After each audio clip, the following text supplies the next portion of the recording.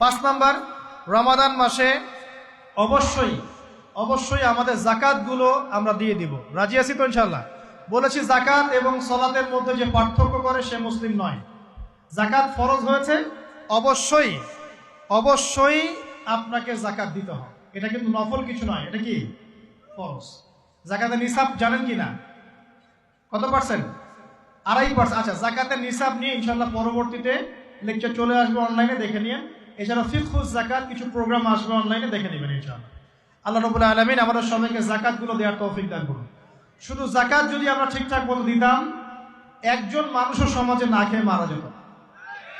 একজন মানুষও সমাজে এই যে ইকোনমিক সমস্যাগুলো যেগুলো হয়, অর্থনৈতিক সমস্যা, স্যাংশন, মুদ্রাস্ফীতি, হাবিজাবি, অনেক প্রবলেমস ওভারকাম করা যেত শুধু জাকাতের মধ্য দিয়েই।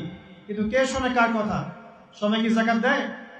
বাংলাদেশে এমনও মানুষ আছে যার একজনের জাকাত দিয়ে 100 পরিবারের সংসার চলবে ইনশাআল্লাহ। আছে না এমন লোক?